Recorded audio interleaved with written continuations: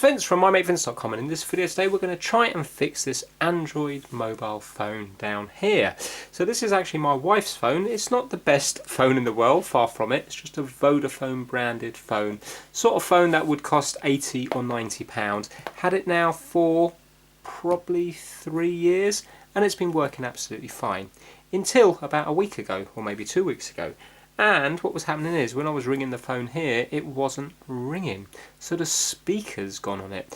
So an easy way to show you that is if I go to YouTube, I can show you that it's not got any volume to it. Now look, if I do this here, you can see that it is actually full. If I go down here, you can see that these are full, yeah? But yet there's no sound coming out whatsoever. So let's get rid of that. Go to play. There you go, someone's speaking there and there's nothing happening. Yeah. Now it definitely vibrates. I just want to see if the actual headphones are working. I haven't tried the headphone jack yet. Yeah, that's working there. And it's recognised the headphones jack's plugged into it as well. Hopefully you can hear something. So we know it's nothing to do with the actual, let's say if there's an audio chip, it looks like it's just going to be a speaker problem. Now I know when it comes to mobile phones, a lot of the time it's kind of modular, things are easy to change out. So rather than taking it apart, finding the faulty thing and then ordering something up and then coming back to the video again, I thought I'd do it all in one go. So I bought this faulty broken phone on eBay for £10. It was actually cheaper to get a whole phone than just to get the speaker part itself. So the speaker on this phone is down here. You can see the little holes down here. And as far as I know, there's only one speaker in this one here. That's the only holes I can see. So there's a chance that the speaker's not working in here, but to me that's quite an unusual fault. I mean, in the phones I've had in the past, I don't think I've ever had a speaker go. So I'm hoping it's just going to be a case of swapping the speaker over. So I'm going to take apart this one first so I don't ruin the good phone here. So let's, in fact what I can do is I can turn this off completely now. Now with these, it's just one of these phones where, like years ago, plastic back that you can just rip off. It makes quite a nice change to be able to get into something easily. Now I've already had a sneaky look in here and I can see that the speaker thing is down the bottom here. And there's screws all the way around here, so I presume that's if you want to take it all apart. But if you have a look, I think this part is completely separate. It's a different colour and it's got 4 screws on it. So I'm going to take apart this bit here and then see if just the speaker itself will come out.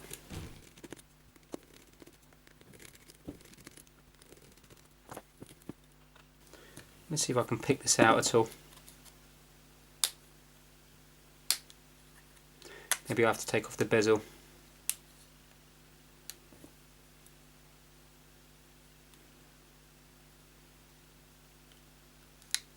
Oh, hey, there we go, straight out. Right, okay. Yeah, I don't think I caused any damage there. So it looks like the speaker is just here, and it looks like there's 2 little contacts just down here. So maybe it's just a contact issue. You can see there's 2 little prongs there. Luckily the micro USB is on this little board down here. So that's a separate little issue there. So it looks like this is just for the speaker and possibly, maybe this is some sort of aerial or something as well. Right, okay, let's take apart this one. So what I'll do is, if it starts working, just to make the video a little bit more interesting, I might actually try to take apart this completely, just to see why it failed. Has the little wire gone on the speaker? Is it something to do with the wire going down to the 2 little contacts? Maybe that's gone. There's a chance it might not be the speaker. Maybe it's something on that underneath board, because that's got 2 prongs on it, so maybe that's not sending a signal through. Let's try and do this one a little bit more gently.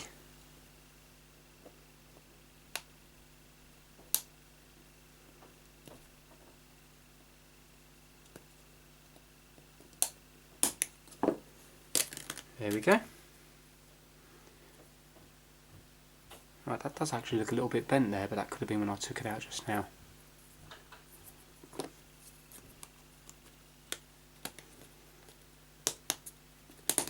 Yeah, that's clipped in nicely.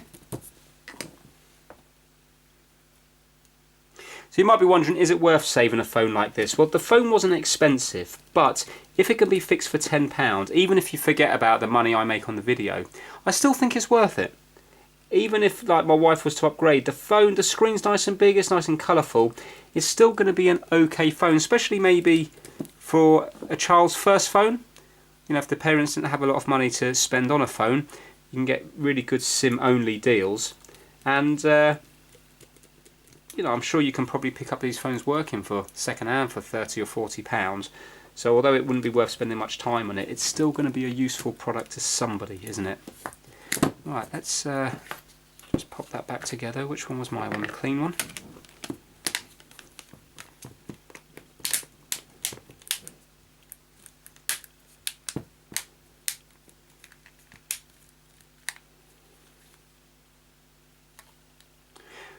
Right, downside about this phone is it does take about 3 or 4 minutes to boot itself up. Turn itself on. Already I heard something there, so I've just heard the speaker. It didn't do that before, so it looks like it's worked. Right, let's see now. Hi and welcome back. All about how my hair is slowly bigger and healthier. So many Excellent. people have asked me what I'm doing. So there you go. That appears to be working fine. So I'm just going to try it now without the charging jack in it. You get to the gate, you get to the gate of the airport, there's a smug... There we go. Lovely, simple, easy fix. Really easy fix. Pull the back off, 4 screws. So if you own this phone, there's really no excuse. That is so easy to fix. Nice and simple to do. Happy with that fix there. So now, let's try to make it a little bit more interesting. Let's try to take this apart and see if we can see why this failed. So we've got the speaker right in the middle here and the contacts here. So obviously I'm going to be a little bit brutal with it now because I don't actually need this. Well, I suppose it would be nice if I could get it to work, but I'm not going to be too disheartened if I don't. So this is just stuck down. So the traces there look okay. And they, I would say, is just going to go through here into here, so it must be an actual speaker problem. Now how does this come apart? I suppose it's going to be glued down in here, is it? Yeah, here it is in there. Ah, here we go.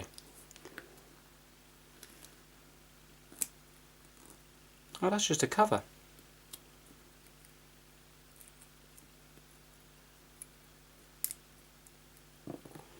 Right, that's there.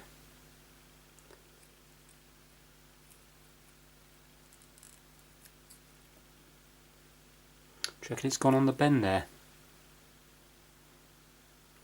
So what have we got? Are they metal contacts down there?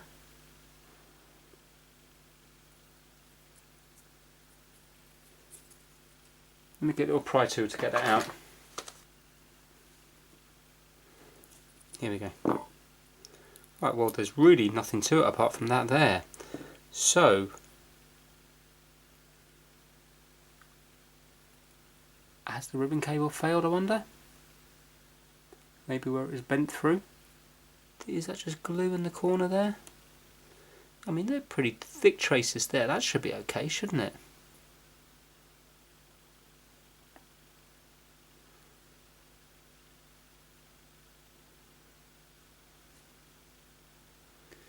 So I should be able to go. Do you reckon that's metal there, or is that just part of the... No, that's just part of the trace again, isn't it? I want to be able to do a continuity test between here and the pads, and that will tell me. That's metal there, isn't it? Yeah, so I should be able to go between there, and here and here. Yeah, let me get my meter. I've got my meter set to continuity, so when I hit the leads together, they make a noise. Let's go between here and this contact. Right, so there's nothing. Yes, there is. Okay, so that one's going there okay. So it's either going to be the other one. So that one's okay as well. So it's not the leads themselves, so it is the actual speaker, isn't it? Or would it be possible that they've worn down? No, because the thing is, like, it's a spring, isn't it? If you look here, it's a spring contact onto them, so they're always going to be under tension. Even if this was to wear down ever so slightly, it's still going to be under tension. So if that's okay there, it must be the actual speaker itself. Now, can we strip this down a little bit further, I wonder? Doesn't matter if we break it now, but it'd be just nice to see maybe what the fault is. Right, so we've got a wire going here, and there must be another wire going up the side here, would it be?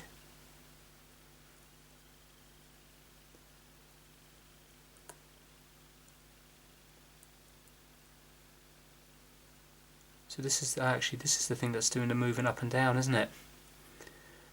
Right, let's see if we can take the back off. The coil must have gone, mustn't it? Actually, I should be able to test that by just going through the ohm reading through here, shouldn't I? This should give me a reading. That will tell me. So let's go to normal ohms. Yeah, nothing there. Look, the coil's gone. That should give me an ohm reading here. Yeah, so it's okay, the ribbon cable's okay, it's the coil itself. So maybe with the constant vibrating, maybe it's just snapped through. Right, it's beyond repair because it's going to be the speaker itself. I would like to just kind of strip it down, because the thing is, if I can only get to it from the top, then even if I was to solder the coil, I'm still not going to be able to get the this is the bit that vibrates up and down, and once I pierce it, it's not going to be vibrating up and down properly, so it's not going to actually be fixable, even though you might get some sound out of it. It's not going to sound any good. Well, here we go. I can get into it from here.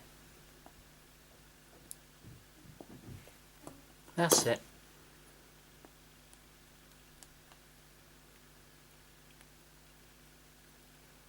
Come on.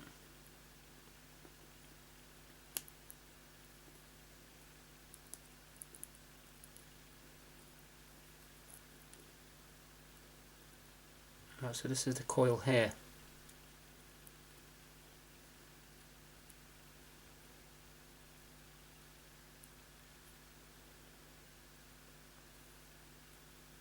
So do you know what? I bet it's the wires that go from here to here that have gone. Let's see if we can actually see them. So if you have a look, you can see that this contact here is still attached to this wire, and this wire goes all the way up here. It goes around, loops around, and goes to this part of the coil here. But now look, you see the wire here goes all the way up here to nothing. Yeah, and that should go to this part here. Now I know this is completely pointless, and really you should probably just end the video now, but because this isn't going to go back together properly, I would just like to try to solder those two wires together, just to see if we can get any sound out of the speaker whatsoever. Right, so this is like enamelled wire, so it doesn't short against each other when it rubs together. Problem is, to solder it now, I'm going to have to just scrape a bit away, or maybe even just the heat of the iron will probably just scrape that away for me. So I want to stick that onto there. The thing is, this wire here feels particularly weak. I don't even know if it's fully soldered onto the bottom there. Yeah, hopefully it is. Well, let's get the soldering iron on and see if I can tin up the sides, then when I hit them together they might just want to stick. I'm just waiting for the soldering iron to heat up. I'm going to try to just scrape these a little bit just to try to get them back to copper, try to get the enamel off them.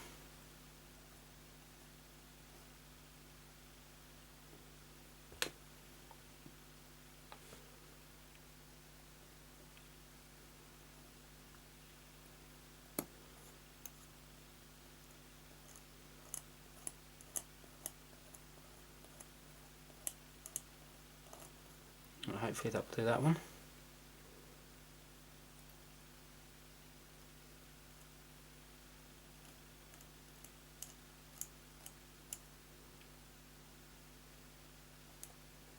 I think you can see them going to silver underneath.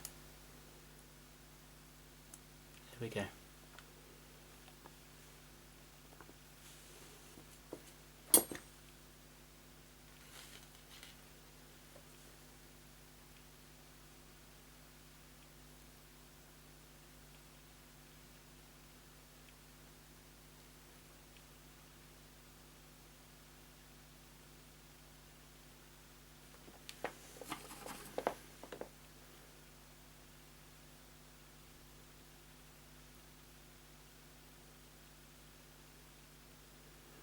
Right, well hopefully there's a bit of solder on there.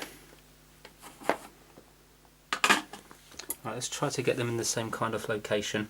I'd like them to lap over each other a little bit if possible.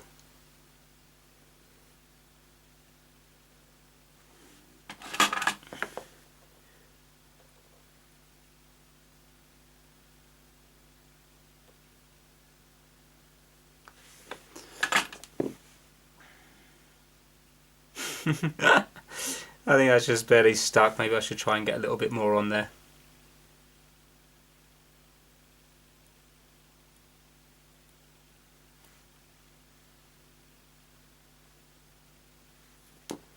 Let's try to get a tiny bit more. When I do this, they'll probably spring apart though.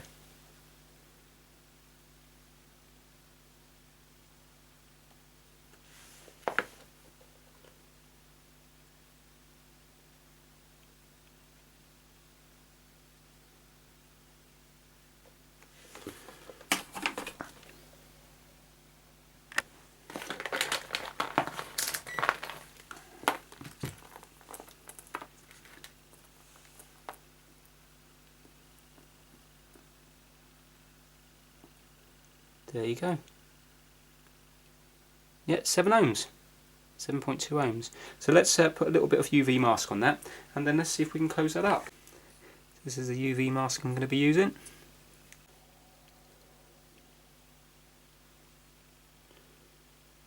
Well, I think that's covered enough because it was only this bit that I stripped back, wasn't it?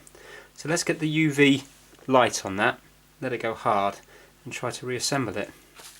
I'm just going to leave that on there for a few minutes. I think that's gone hard. Yeah, it feels kind of knobbly. So let's try now to get this thing back together. Unfortunately, I can't get that bit in without gluing it, but I'm wondering, how necessary is it? Is it just building up the side bit a bit so it gets closer to the coil? Not too sure. I'm going to leave it out for the time being and see if it does anything, because once I put it in without glue, it's just going to stick and then it's not going to allow it to vibrate at all.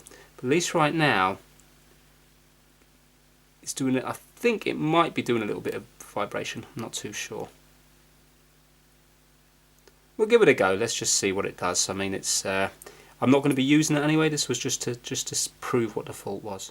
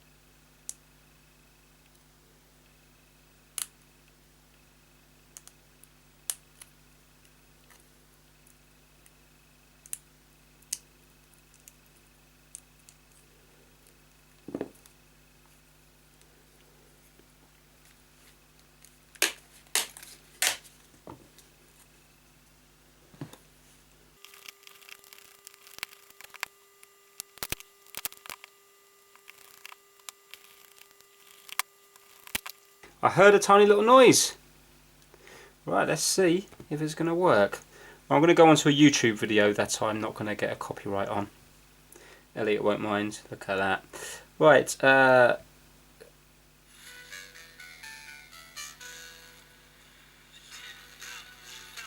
Oh, it sounds bad.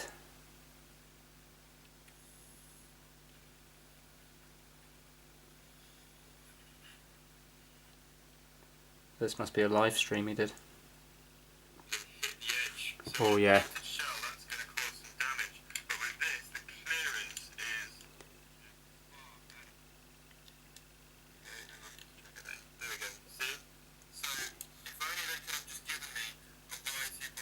Yeah, so it works.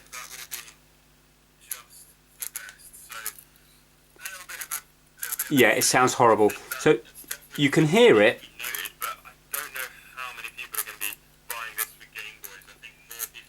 Yeah, you can hear it, but the problem is, you see, I fixed it as far as the coil's concerned, but it's not vibrating properly. It's not allowing to move up and down because it was so destructive getting in there. I mean, it looks fine when it's all together like this, but that's because the broken part of the speaker is the other side there, and it's not allowing it to move up and down. It's not allowing it to vibrate properly. That's why it sounds horrible, and that's why you've got that kind of scratching and stuff.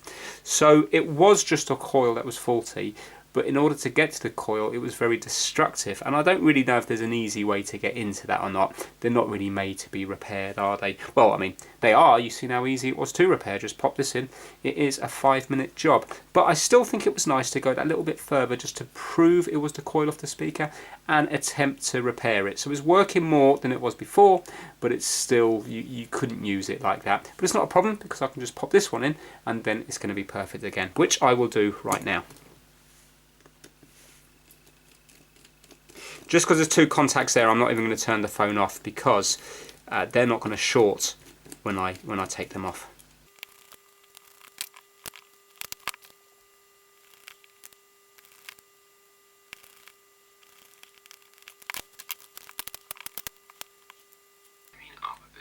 There we go, that sounds better. I can't go up anymore. How's that going to go up? Yeah, perfect. So, what a nice, simple, easy fix. I'm glad I took it that little bit further just to double check and prove the fault onto here. Of course the outcome is no different.